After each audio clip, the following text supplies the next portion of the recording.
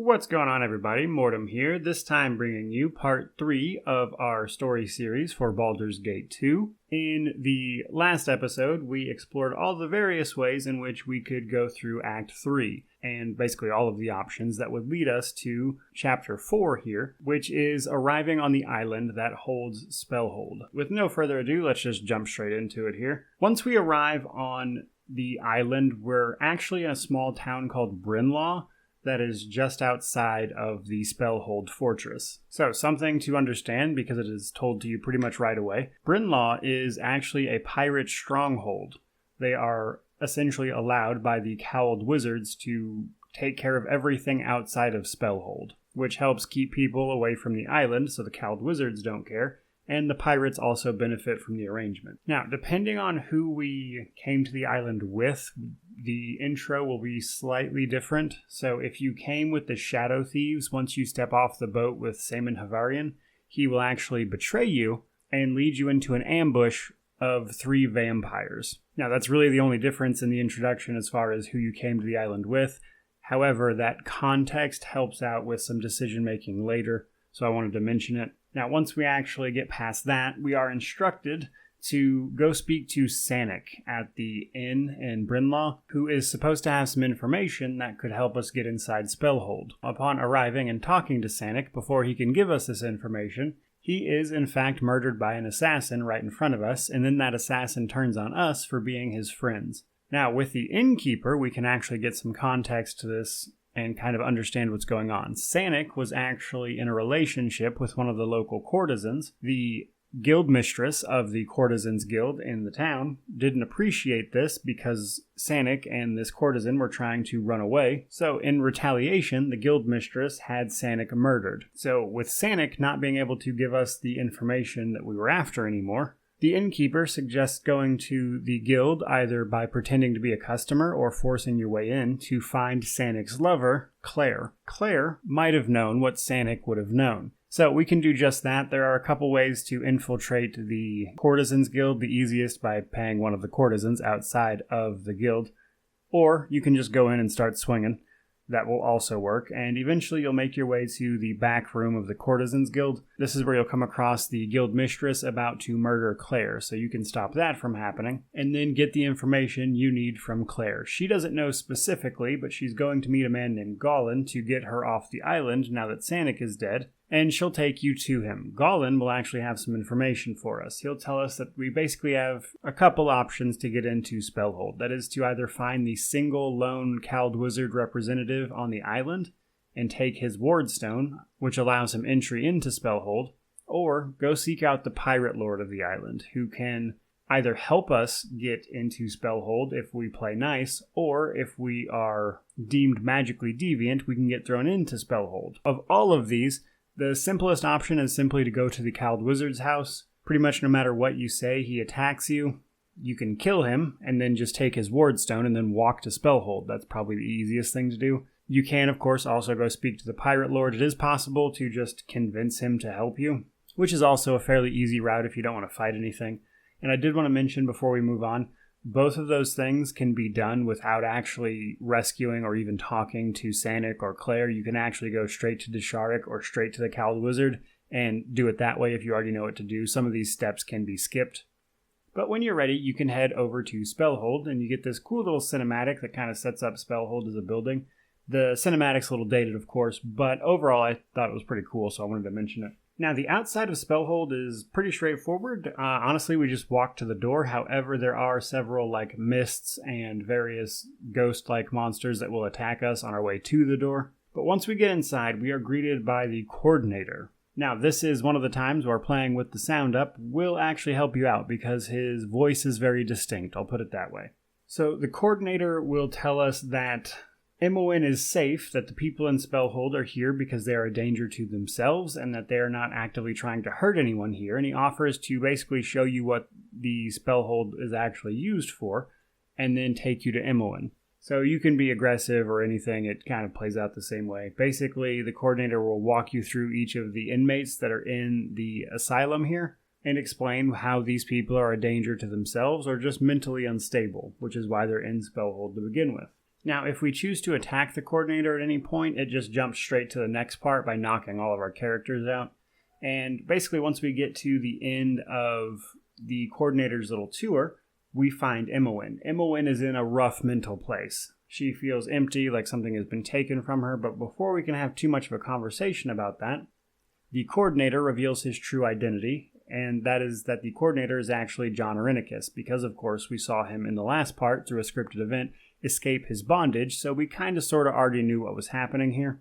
I did want to mention, if we have the character Yoshimo with us, this is actually where that particular companion betrays us. He won't offer any immediate explanation here, but we will get into that shortly. Yoshimo will basically explain that on the way to the island, he was actually drugging you the entire time by slipping spell components into everyone's food. Moreover, Irenicus will also explain that this was done through Bodhi, Guildmistress of the Vampires Guild. That's important because last episode we also saw that Saemon Havarian was actually also working for Bodhi on the side, and Saemon also leads us into an ambush if we come to the island with the Shadow Thieves.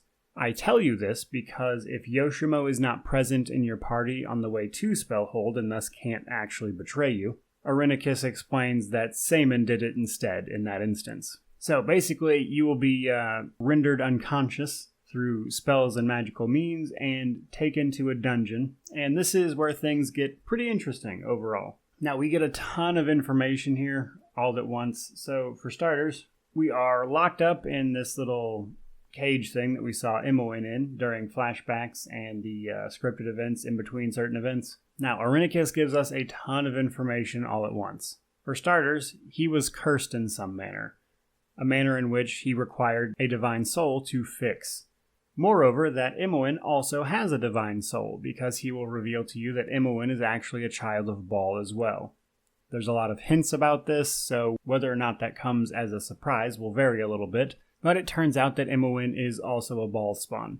Also, that Irenicus was already successful in extracting Imoen's divine soul, and it was given to Bodhi to cure her of her affliction. We're not sure what that affliction is at the moment, it isn't stated. However, Irenicus will explain that they are taking your divine souls to cure them of some curse. And then afterwards, Irenicus will also explain that this is enabled by Bodhi seducing all those members of the Shadow Thieves to join the Vampires Guild and where they were disappearing to. Bodhi was shipping them off to Spellhold for Irenicus to experiment on and basically use their deaths to feed your inner deity, shall we say, because remember, you're the child of the dead god of murder.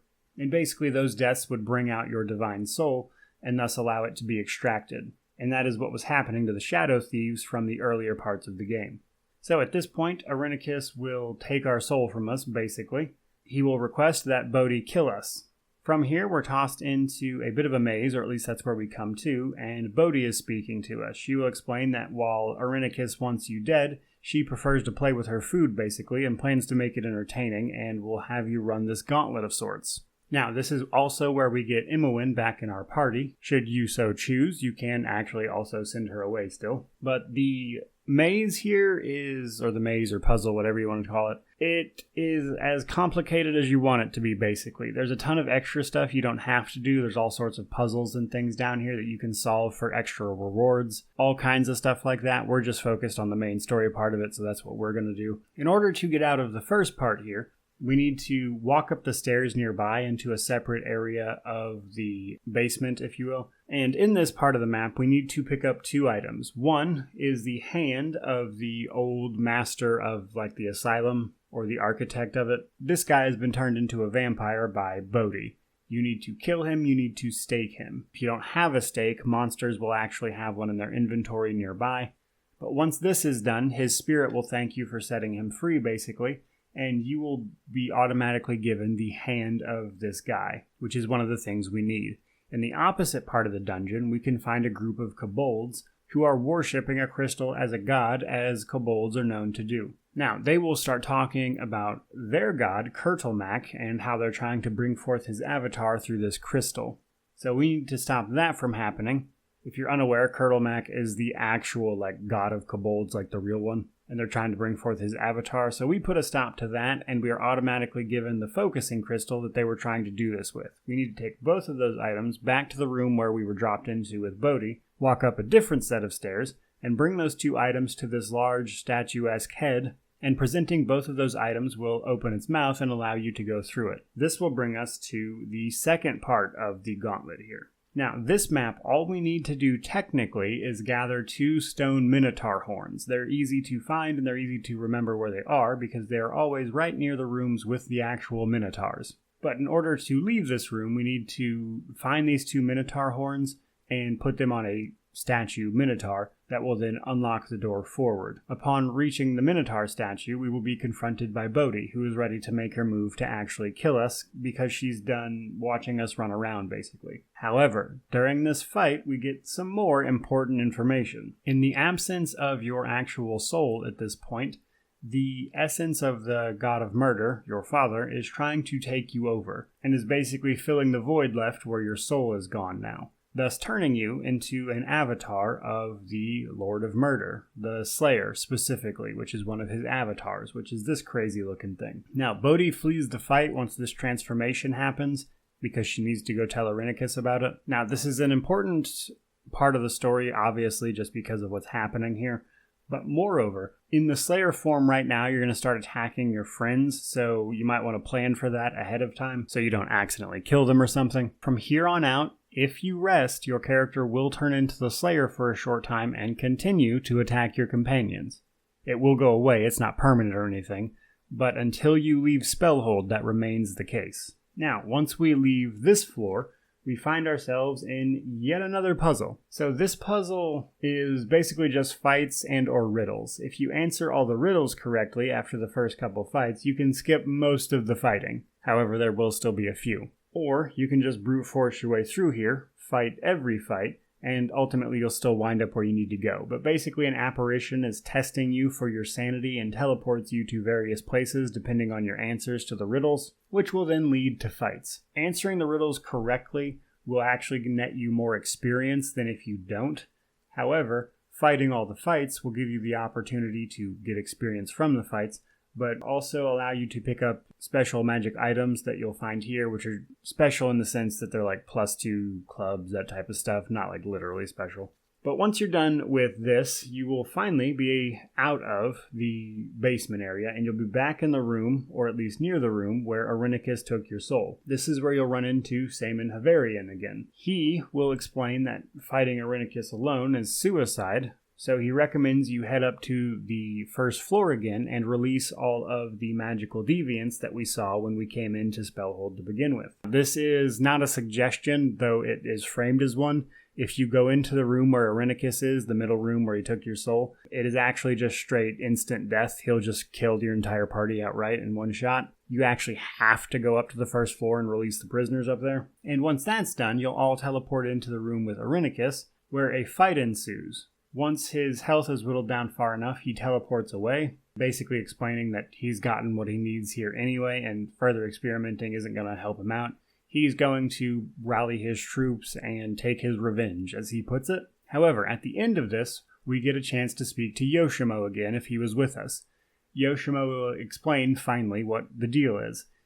Yoshimo is under a geas. Basically, this means that if he doesn't follow Irenicus's orders to the letter, the geas will just straight up kill him. A geas is a magical compulsion, basically, and defying it means death. Though typically they require the subject's cooperation to be placed in the first place, which originally Irenicus had as Yoshimo worked for him just on other matters, and then it spiraled out of control, apparently. Now, once all of this resolves itself, and we are forced to kill Yoshimo, to be clear, but you can take his heart that he will drop, and potentially take it to a temple of Ilmater where he can be redeemed, so to speak, at least in death. But once all that resolves, we need to head back up to the first floor where we will run into Saman Havarian again. He'll basically explain that at this point there's 2 ways out. You can come with him and potentially get a ship off the island, or take John Irenicus's portal wherever that goes. Taking the portal drops you directly into Chapter 5. All you need to do that is go get the key out of John Irenicus's office on the first floor, bring it back to the laboratory level right below where he was doing his experiments, open the door to the portal, take the portal, and you're done. However, what you should do, and what most people would tell you to do, is actually take up Saemon Havarian's offer of leaving on his ship, because if you do this, you'll get a whole extra part of the game that you won't see otherwise. Saemon will teleport all of you out of Spellhold and basically instruct you to meet him at the inn when you're ready. So when you're ready, go find him. He'll explain that his ship was unfortunately scuttled because of him helping you. However, he can help you acquire a new one, specifically the Pirate Lord's ship. But in order to do that, you need to go steal a horn from his concubine's house, if you will. So you'll go there, interrupt her cheating on the Pirate Lord with some other guy. But ultimately, you'll get the horn after they call the guards and run off. You'll take that horn to the end of the docks where Saemon is waiting on you. And upon trying to leave with the ship, the Pirate Lord confronts you, there's a fight, but ultimately you're able to win and of course leave. The seas are calm, but the voyage is tense, and Saemon spends much of his time below decks. He acts as though he expects some great tragedy, and that by avoiding you, he can escape its influence. The course he has set is true, though, and you think you will make the mainland in a few days. On the fourth morn, a ship is spotted to the east, and a visibly shaken Saemon orders a change of course.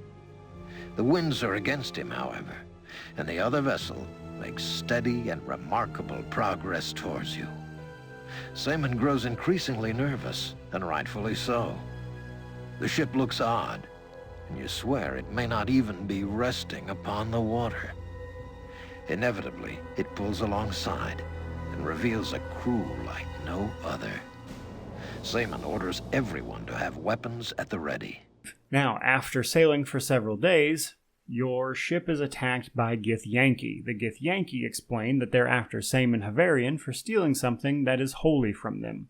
Specifically, a sword that has been mentioned several times up to this point by Saemon himself. The Githyanki, of course, attack. You can fight back. However, this fight is ultimately interrupted by the Sahagan showing up. Sahagan are ocean-dwelling creatures, roughly humanoid fish types, and they will essentially sink the ship. The Githyanki will flee, and Saemon Havarian will flee. And you are ultimately captured by the Sahagan. The ship lurches, and the ongoing battle is soon the least of your worries. The entire vessel quickly lists to one side as the cargo below decks violently shifts. There is no chance to make for a lifeboat, and you are thrown overboard, left gasping for air in an undertow you cannot escape. Pressure builds, and you are pulled deep, and you wonder if your last sight will be the disappearing Saemon Havarian fleeing through some magical means, saving his own skin as always.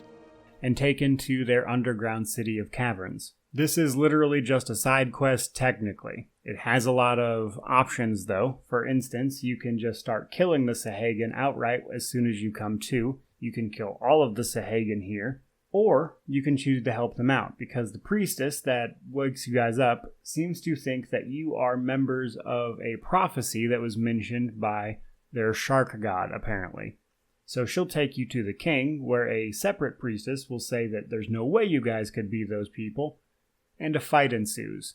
Now, if you agree to go along with this, you'll be given the side quest. You can refuse, which just leads to the kill all of them option. But if you agree, you'll be given the task of hunting down the rebel Sahagan leader that is in the opposite part of the map. However, you'll have to go get a tooth of their shark god to open the door to get to him. Upon leaving the king's audience, the priestess that rescued you will give you an orb and tell you maybe you should talk to the rebel prince instead, because the king Sahagan is clearly insane. Now, if you choose to help, you'll still need to go get the tooth of the shark god from the city of caverns where they apparently used to live down here, which is protected by a beholder, but once you fight and kill him, you can loot the tooth from the chest that it was guarding, and then pass through the door to the rebel Sahagan chieftain. If you have the priestess's blessing from earlier, you can talk to him, potentially side with him. He'll task you with killing the king Sahagan, or you can kill him. Either or, honestly, doesn't make much of a difference. Something to keep in mind, Sahagan raid the Sword Coast all the time and kill and maim people, so there is no real, correct answer here. Just pick whatever floats your boat. Though, to be clear, what would help the Sahagan is putting the prince in charge. However, Again, the Sahagan being in better shape just leads to more attacks on the Sword Coast, so take that for what it's worth. Regardless, once all this is done, either you side with one of the prince or the king, or you kill all of them. The reward for siding with whoever is a magical rope that leads down to the Underdark. If you killed all of them, you just loot the magical rope, take it to where the rebel chieftain is, which is where the hole to the Underdark is, and then you use that. So either way, you'll find your way to this hole, where you can then travel down to the Underdark, which is the beginning of Chapter 5, which is where we're going to leave off for right now. But there you go, guys. There is part 3 of our story series, which was actually covering Chapter 4. I hope you enjoyed the video. If you did, please remember to like, comment, subscribe, all that YouTube jazz. We are growing absolutely tremendously. July was easily the biggest month the channel has ever had so far, so honestly, just thank you guys so much. May you wander in wisdom, and have an amazing day. And as you adjust to the dim light, the reality of where you are begins to sink in. It is a realm of countless legends, where evil lurks behind each shadow.